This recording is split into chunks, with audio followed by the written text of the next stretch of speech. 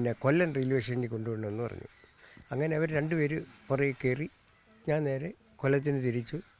ഓച്ചിറ എടുക്കാറായപ്പോൾ പിന്നെ ഞങ്ങളുടെ പുറകിൽ ഒരു വണ്ടി സ്പീഡിൽ വന്നപ്പോൾ പുള്ളി പറഞ്ഞു, പുറകിൽ നിന്ന് ഇവരിലൊരാൾ പറഞ്ഞു, പിന്നെ ആ വണ്ടിയും കയറ്റി വിടാൻ പറഞ്ഞു, പതിയെ പോയാൽ മതി എന്ന് പറഞ്ഞു.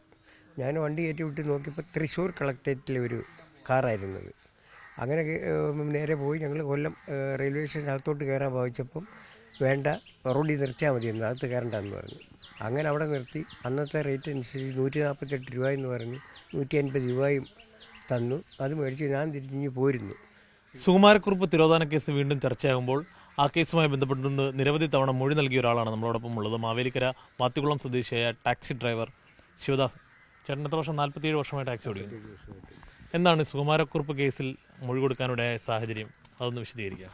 ഞാനെന്ന് കുറച്ചുപാട് ടാക്സി ഓടിക്കുന്ന സമയത്ത് ഉച്ചയോടായപ്പോൾ ഈ രാധാകൃഷ്ണക്കുറുപ്പ് എന്ന് പറഞ്ഞ ആൾ എന്നെ വന്നിട്ട് വണ്ടി വിളിച്ച് വൈകിട്ട് 7 മണിക്ക് വീട്ടിൽ വരണമെന്ന് പറഞ്ഞു. സുകുമാരക്കുറുപ്പിൻ്റെ ബന്ധുവാന്ന് പിന്നെ അറിഞ്ഞു ഞാനിങ്ങനെ. അപ്പം അങ്ങനെ മാവേലിക്കര റെയിൽവേ സ്റ്റേഷനിൽ പോകാനായിട്ട് ഞാൻ 7 മണിക്ക് അവിടെ ചെന്ന് കഴിഞ്ഞവരോട് ട്രെയിൻ അങ്ങ് പോയി കാണും, ഒരു കാര്യം ചെയ്യുക, അവരെ പിന്നെ കൊല്ലം റെയിൽവേ സ്റ്റേഷനിൽ കൊണ്ടുപോകണമെന്ന് പറഞ്ഞു.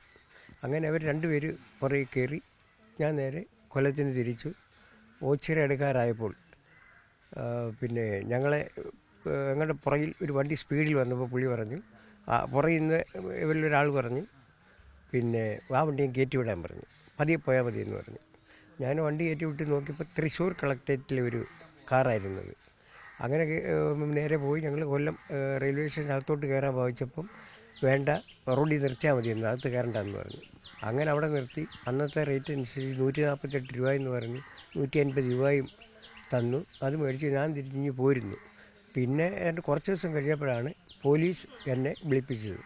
അവിടെ ചെന്ന് കഴിഞ്ഞ് വിവരം ചോദിച്ചു, ഇന്ന ദിവസം ഓട്ടം പോയെന്നൊക്കെ ചോദിച്ചു. ഞാൻ ട്രിപ്പ് ഷീറ്റ് എന്ന് എഴുതുന്ന രീതി ഉണ്ടായിരുന്നു. അത് നോക്കിയിട്ട് പറഞ്ഞു, സാറേ ഒരു കൊല്ലം റെയിൽവേ സ്റ്റേഷനിൽ പോയി ഇന്ന വീട്ടിൽ നിന്ന് ആളുകൾ രണ്ടുപേരെയും കൊണ്ട് പോയതാണെന്ന് പറഞ്ഞു.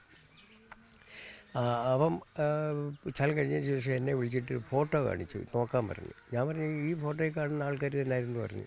അന്നേരം പോലീസുകാരാണ് എന്നോട് പറയുന്നത്, ഇത് സുകുമാരക്കുറുപ്പും പൊന്നപ്പനുമാണെന്ന് ആയിരുന്നെന്ന്. അങ്ങനെ എല്ലാം അവിടുന്ന് പോരുന്നു. നിരവധി തവണ പോലീസ് വിളിച്ചു കഴിഞ്ഞ് ലാസ്റ്റിൽ പറഞ്ഞു, പിടിക്കുവാണെങ്കിൽ ഒരു പ്രാവശ്യം കോടതിയിൽ മൊഴി പോകണമെന്ന് പറഞ്ഞു, പോകാമെന്നും പറഞ്ഞു. പിന്നീട് അതിനെയൊക്കെ പറ്റി വലിയ ഇതില്ലായിരുന്നു.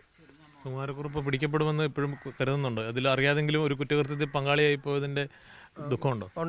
ഉണ്ട്. പിടിക്കപ്പെടും. ജീവിച്ചിരിപ്പുണ്ടെങ്കിൽ പിടിക്കണം. അതാണ് എൻ്റെ ഒരു ആഗ്രഹം. എന്തായാലും ശിവദാസൻ ചേട്ടൻ്റെ ഒരു ആഗ്രഹം അറിയാതെങ്കിലും ഒരു കുറ്റകൃത്യത്തിൽ ഒരു കുറ്റവാളിയെ സഹായിക്കേണ്ടി വന്നതിൽ അദ്ദേഹത്തിന് ദുഃഖമുണ്ട്. സുകുമാരക്കുറുപ്പ് പിടിക്കപ്പെടുമെന്ന് തന്നെയാണ് അദ്ദേഹം ഇപ്പോഴും വിശ്വസിക്കുന്നത്. സുരേഷ് കാഞ്ഞിക്കാവിനൊപ്പം ജോസി ബാബു, മീഡിയ 1, ആലപ്പുഴ.